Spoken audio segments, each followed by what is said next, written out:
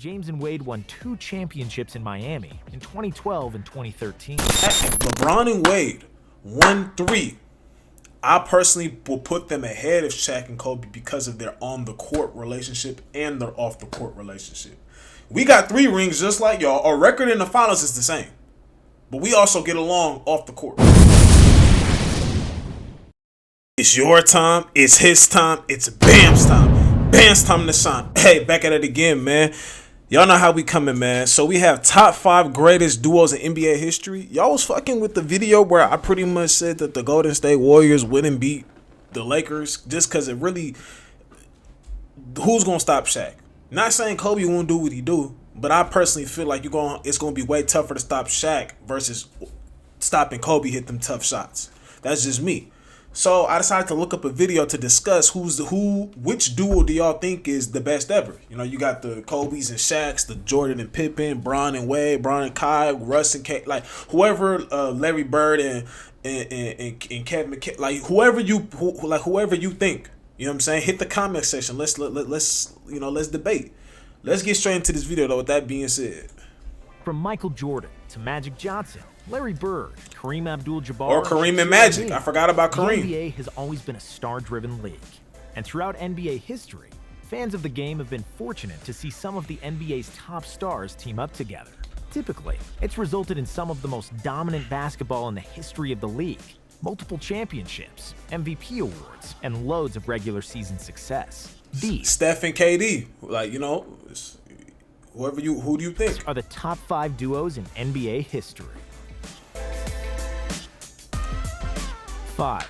Larry Bird and Kevin McHale. Okay. Bird and McHale spent a lifetime together in Boston, 12 years to be exact. And over more than a decade in the green and white, Bird and McHale teamed up to win 3 titles together in the 1980s. Bird's stat line over those 12 seasons was ridiculous. He averaged 24.5 points, 10 rebounds, 6.5 assists, 2 steals, and 1 block per game. McHale's wasn't too shabby either. He averaged 18.5 points, 7.5 rebounds, and 2 blocks per game, and was more than happy to take a back seat to Bird's heroics. But don't discount McHale's role on these all-time Celtics squads. He had to bang inside with much bigger and stronger centers who could run faster and jump higher than him. But he still held his own. He had some of the best footwork and one of the best up and under moves. I was just about to say that when he catches it, he's real poised. His little up and under, his shoulder fakes, like he's real poised around the rim. NBA history. And then there was Bird, who brought a level of artistry to the game that few had before him. Bird was a magician on the court, who's one of the game's all-time passers. His ball fake shooting and overall on-court savvy made him one of the NBA's most potent and prolific offensive weapons of all time.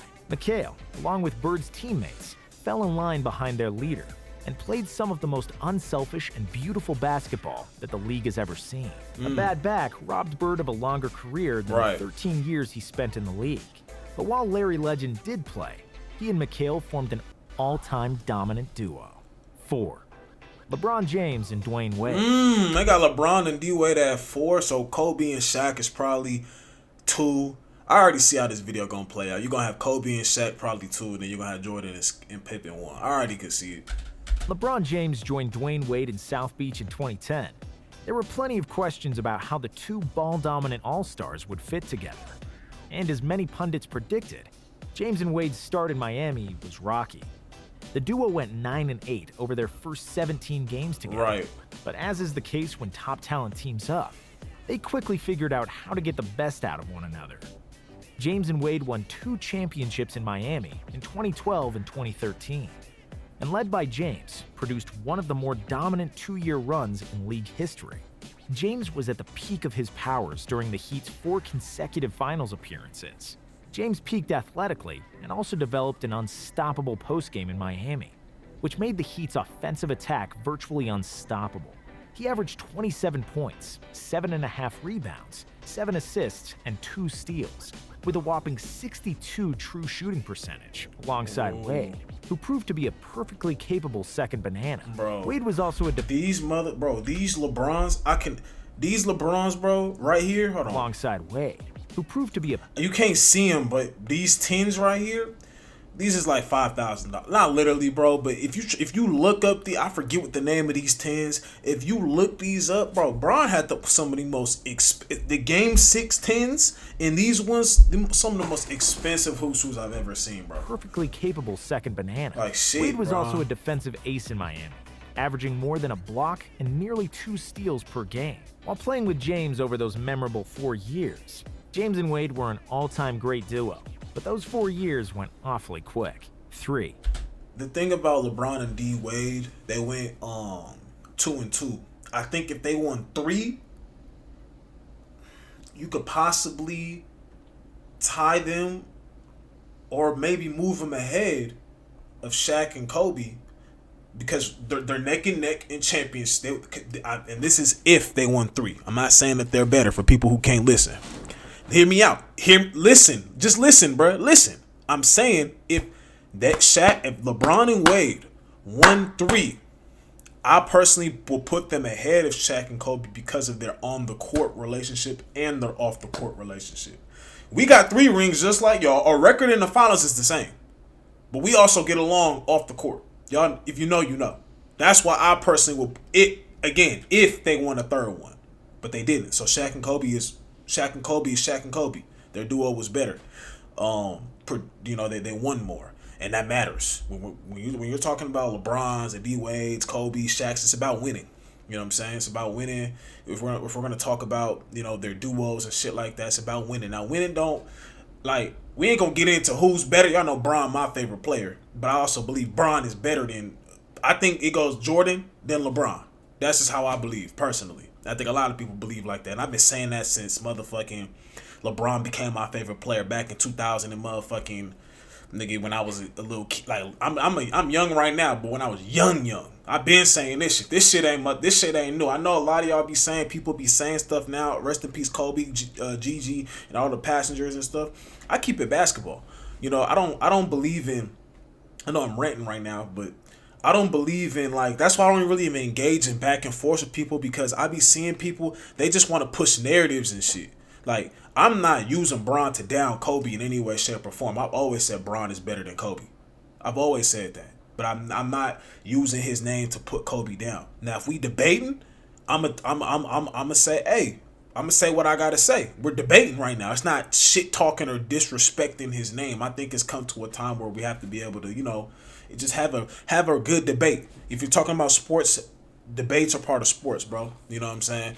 But like I said, not to get off topic, but if LeBron and D Wade had won another one, I personally would have put them ahead of Shaq and Kobe, just because they chemistry with each other and how they played and how they were off the court. They chemistry on the court, especially that second year, clicked like crazy. The 3rd year clicked like crazy.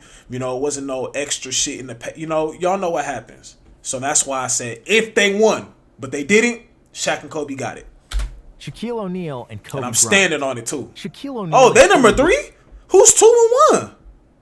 Oh, who's number 2? Shaq and Kobe's. They're probably going because of that shit they went through. Bryant are among the top NBA duo of all time, but they also come with the biggest what if. What if Kobe and Shaq stayed together after the duo led the Lakers to a 3rd straight championship in 2002? Shaq was 30 at the time and nearing the downside of a Hall of Fame run, but was still a dominant force in the paint, who went on to win another ring in Miami before his storied career finished. Kobe was just 23 and went on to win 2 more championships with the Lakers once Shaq had long moved on. How many more rings would this dominant duo have won if they had just put their differences aside and stuck it out? Maybe more than the 6 that Jordan and Pippen won. Wait, Shaq was 30 his last year with the Lakers. Kobe was 23. LeBron was 30. Kyrie was 22. Damn, it's like the age difference is kind of like LeBron and Kyrie, I think so.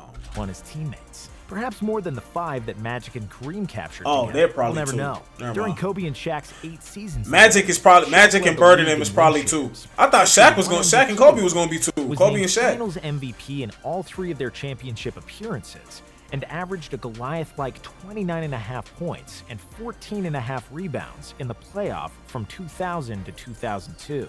No one could stop the Diesel on the block. He was too tall, too strong, and too powerful for any defender who tried to body him on the block. Kobe And was y'all really said the Warriors is gonna beat these guys in 6 games. Who the fuck is strong and too listen? powerful Who is guarding him? for any Who's guarding number 34 right there? Just please tell me. Please tell me. Let alone Kobe, but who's guarding 34? him on the Who? block. Who's guarding Kobe that? was young and still had a lofty ceiling as a player to grow into, but finished 7th in win share. And that right there, I know I'm pausing a lot, but this is why I'm just, for those that didn't watch the video is not that old. It's probably like 3 videos ago.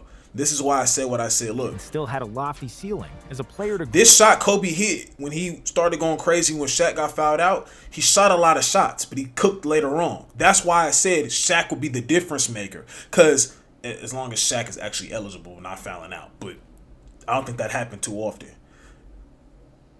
They can guard this shot better than what Shaq's going to do down low. That's what I was saying. I don't care who's shooting the ball. Jumper is always going to be easier to it's easier for somebody to miss a jumper than it is for Shaquille O'Neal to miss a post hook or a drop hook or a drop bump, whatever. You know what I'm saying? Drop step, whatever. That's what I was saying. Like, Kobe gonna do what he gonna do, but it's gonna be easier to stop his tough shots versus stopping Shaq down low, if that makes sense.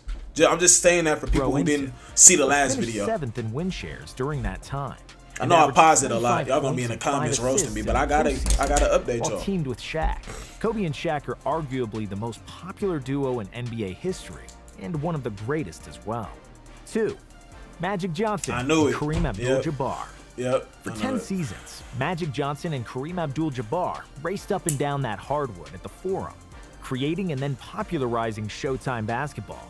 During Magic and Kareem's decade as teammates in Hollywood, they won 5 championships and combined for 3 MVP awards. Magic won 2 and Kareem won 1. While Magic was the front man of the Showtime Lakers and the engineer of their revolutionary fast break offense, Kareem was the reliable interior presence that the Lakers couldn't have won nearly as many games as they did without. Kareem possessed the most unstoppable shot in NBA history, the skyhook, and he and Magic formed an inside-outside duo that was unlike anything the league had seen at the time. Their individual statistics were right in line with other top duos in NBA history, too. Magic averaged 19.5 points, 11 rebounds, and 7.5 assists per game. Look where he alongside shot Kareem, the drop. who averaged 20.5 points, 7.5 rebounds, 3 assists, and 2 blocks per contest as Magic's running mate. Magic and Kareem didn't have to do all the heavy lifting alone, and had some help. Hall of Famer James Worthy and Michael Cooper filled in the gaps around the Lakers duo. But their dynasty wouldn't have had the longevity that it enjoyed if Magic and Kareem hadn't been able to effortlessly take over games like they did. Jordan and Pippen. Michael Jordan and Scottie Pippen. Talk about dominance. The 90s Bulls were the most dominant team in NBA history. They don't even fuck with each other right now. That's crazy. The best two-man duo that the league has ever seen. Michael Jordan. Y'all know why Jordan and Pippen don't? I know it has something. I reacted to a video before. It has something to do with like The Last Dance or some shit, but like, have they patched that up? Who knows? Somebody comment if they patched shit up. Jordan and Scottie Pippen. Jordan and Pippen were teammates for 10 seasons, from 1987 through 1998. Jordan, of course, spent the 1993 to 94 season playing baseball. And during their time in Chicago, the Bulls won 6 championships and never lost in the finals. Think about that. Chicago went to 6 NBA finals with Jordan and Pippen and never lost. No other top duo can say that. Rings aside, the Bulls had the NBA's best regular season winning percentage over those 11 seasons, and averaged over 58 wins per year with Jordan and Pippen.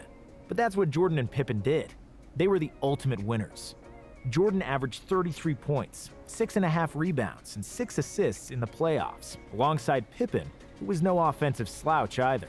Scottie himself averaged 18 points, 8 rebounds, and 5 assists per game, to go with 2 steals and 1 block in the postseason. Jordan even admits that he wouldn't have had the playoff success that he did without his sidekick, who usually defended the opposing team's best scorer. Pippen is arguably the best perimeter defender of all time, and alongside the greatest player of all time, formed a duo that no team had an answer for. Honorable mentions: Kevin Durant and Stephen Curry. Okay, let's hear why. Stephen Curry and Kevin Durant were only together for 3 years, but they made the most of their brief partnership. Together, they teamed up to win 2 championships in 3 straight trips to the finals, from 2017 to 19. I hate to be the dude to say this, but I'm going to say it anyway. KD's a person who just loves basketball, bro, and I think that's something that should be appreciated. I just don't think the extra shit that come with it, he really don't fuck with it. And I do think, and that's the thing about when you make a decision, KD, this ain't no diss towards you, my guy, but when you make a decision in the moment, it kind of, I honestly think if you ask Kevin Durant behind closed doors, does he like the championships he won? He gonna say, of course he does, but it does probably bother him the slight that they get. Not that he had to. It's not even that he had to go to Golden State to do so, because he clearly showed up and showed out. But that I personally slighted him just for going to the team that beat you. If he won with another team, I'm not one of them. Oh, you had to leave to win. Fuck all that. Because y'all gonna say some shit. If I leave this career, if I retire and I don't have a ring, shut up. Like, I'm not. Like, just shut up, bro. Listen, shut up. Like, I'm not hearing that. Because if he never won in OKC, y'all gonna be talking about his career and all this other shit. Nah, cool. I'm not one of them, KD. But only thing I ever said was going to Golden State. I couldn't fuck with that. You was up 3-1. That's what I couldn't fuck with. LeBron, my guy. LeBron went to the Celtics when he lost in 2008, 2010, lost to the Spurs. Even went to any of those teams. If you ask me who my favorite basketball player of all time is, I would still say it's LeBron, but I would just I'll probably have to go through surgery, bro. Real shit. Like, that would hurt me. I think that was my only thing with that, KD. Like, when you joined the team that beat you, and then when you said that you got tired of being the only guy who can make jumpers, I know you said a lot of other shit too with that. Again, KD, I'm not one of these dudes pushing a narrative on you. I'm just calling shit out for what it is. I watched this shit. That's the only issue I had. But you winning with Golden State, you won with Golden State. Because had you lost, niggas would have said you lost. So I'm not taking the 2 rings away from you. I'm not going to be illogical. The only thing I can say that probably does bother Kevin Durant is when he hears Golden State don't won without him. But he ain't won without Golden State. I don't think he'll say it publicly, but when he's talking to whoever is in his corner behind closed doors, he was just with LeBron and them on the podcast. They probably talked about this shit off camera. He probably, hey, does it bother you? He probably told LeBron the truth or told his mom the truth. He told somebody the truth that it does kind of bother him that he ain't been back to the promised land since he left. Injuries back and everything. But they don't been to the promised land and you feel me? They didn't ease their way back into the promised land, but he hasn't. I'm pretty sure that bothers him to this day. He probably loves Steph Curry, but he like, damn, I ain't won shit since I left. But they won without me. I'm just being honest, bro. No disrespect. The Warriors assembled what many call the greatest team ever, with Curry and Durant flanked by Klay Thompson and Draymond Green, 2 likely Hall of Famers in their own right. Bill Russell and Bob Cousy. Russell and Cousy spent 7 seasons I would have as never said teammates these with the dudes Celtics. just because I didn't. Together, I'm they 24 won years big, old, bro. taking home 6 championships in 7 years, an unprecedented run for any duo in NBA history. Russell, the game's top player at the time, captured 4 MVP awards, while Cousy captured 1 of his own during their time as teammates. John Stockton and Karl Malone. The legendary Stockton-Malone pick I heard some shit about Karl. I ain't even going. and roll duo is arguably the greatest 2-man pairing in NBA history, and the duo was able to develop a rare on-court chemistry over the 18 seasons they spent together in Utah. During Stockton and Malone's time as teammates, Malone led the NBA in total points, while Stockton's 15,391 total assists were more than 3rd place Rod Strickland and 4th place Gary Payton combined. However, a championship forever eluded them. They played against Michael Jordan and them. Ain't no shame in losing to them. But, and I heard we ain't even going to talk about that. We going to leave that for another video. But if y'all like this video, smash that like button. I'm about to edit this video and drop it right now for y'all. Just because I'm feeling great. I've been dropping like crazy for y'all. I've been working my ass off. Appreciate all my people supporting me on this journey. I see everybody. You know, if you commenting positive shit, even if you commenting negative stuff, I see it. I appreciate everything. I appreciate it. I'll never take this for granted, yo. I'm here to stay. I'm clocking in and I'm clocking in every day. I'm here to stay. I appreciate y'all and I love y'all. Bam time. Rest in peace to Kari, my grandma, both our grandmas, and I'm gone, man. Bam time.